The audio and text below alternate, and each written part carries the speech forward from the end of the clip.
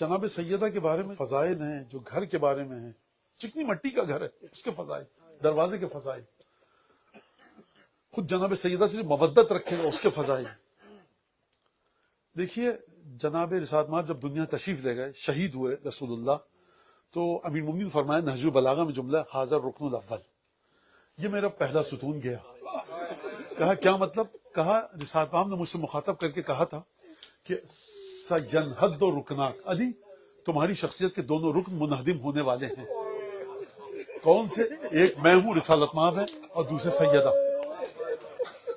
آپ کو پتا ہے کہ جناب رسالت مآب جناب سیدہ کو مخاطب کرتے ہیں دو الفاظ کے ذریعے، جہاں تک میں نے، ایک تو فاطمہ کے ذریعے اور دوسرے سیدتی، اے میری شہزادی.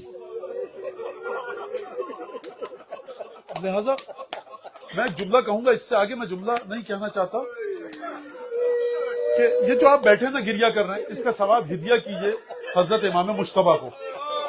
اس کی وجہ میں بتاتا ہوں. جب بی بی آ رہی تھی نا گلی سے امام مجتبیٰ کا ہاتھ پکڑ کے،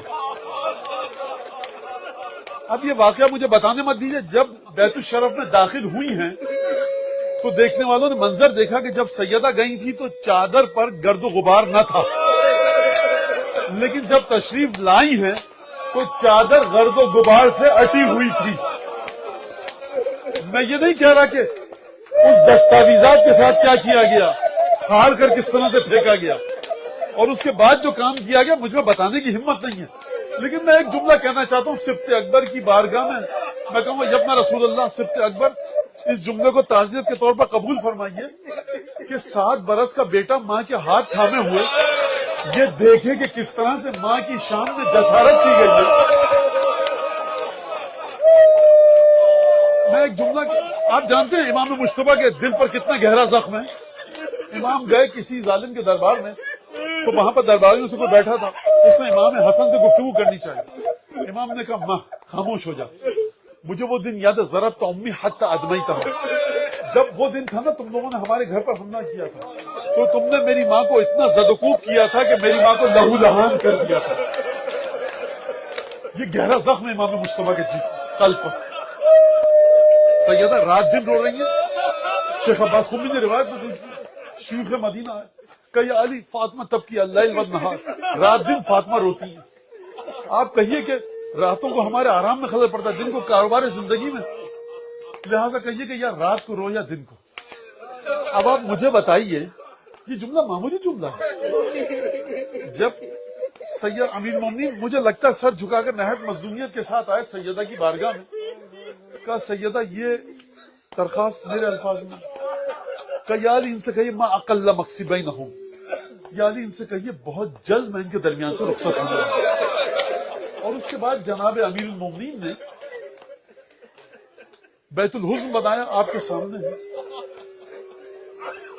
یعنی روایت جو ہے نا ہمارے سامنے، کہ جہاں پہ امیر المومنین فرمایا انا اول من یجثو بین یدی الرحمن للخصومہ، قیامت میں اپنے دشمنوں سے حساب لینے کے لیے جناب امیر فرما رہے ہیں سب سے پہلے میں خدا کی بارگاہ میں آ کر تکیہ لگاؤں گا اپنے گھٹنوں پر اور اپنی دشمنیوں کے حق کو وصول کروں گا. مجھے نہیں پتا کہ پہلے اصغر کی مظلومیت کو وصول کریں گے یا جناب محسن کی شہادت.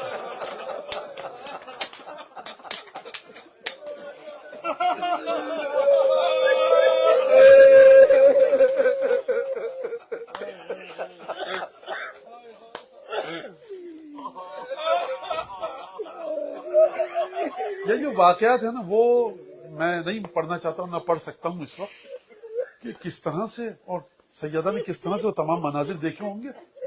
تو پھر ہوا یہ کہ جناب ابی نے بیت الحزن بنایا، اور جب آپ سنتے ہیں وہاں پر لے کر جاتے تھے. شیخ عباس قمی نے لکھا اور رات کو کانت تساق بین یدیہ، امیر مومنین اپنے آگے آگے چلا کر سیدہ کو لاتے تھے.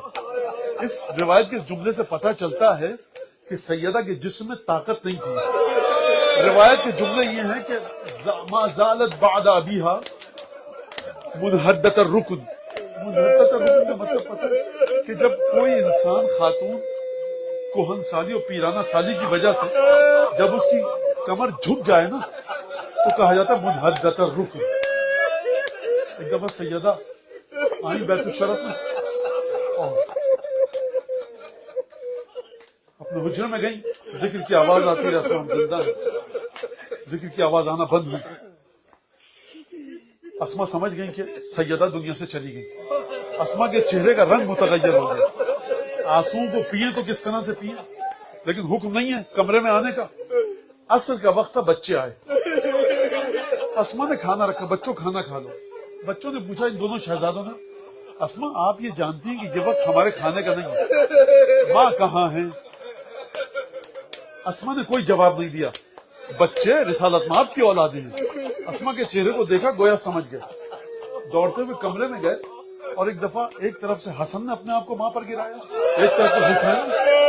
کلمینی یا اماں، کلمینی یا اماں، مادر گرامی ہم سے گفتگو کیجیے. جب بچے سمجھ گئے نا ہم یتیم ہو گئے، دوڑتے ہوئے گئے جناب امیر کے پاس. کہا یا ابتا، بابا جان، ان ابنت محمد قد فارقتنا، بابا محمد کی بیٹی ہمیں چھوڑ کر چلی گئی. روایت کے الفاظ ہیں کہ امیر المومنین غش کھا کر گر پڑے. امیر المومنین کون ہے غش کھا کر گر پڑے؟ قاطع مرحب و انتر ہیں، کالے باب خیبر ہیں، لیکن غش کھا کر گر پڑے. میں کہوں گا یا علی، فاطمہ کی شہادت کی خبر سنائی گئی، ذرا کربلا کے میدان میں آئیے. زینب کبھی حسین کے سر کو دیکھے، عباس کے بازوؤں کو دیکھا، علی اکبر کے سر.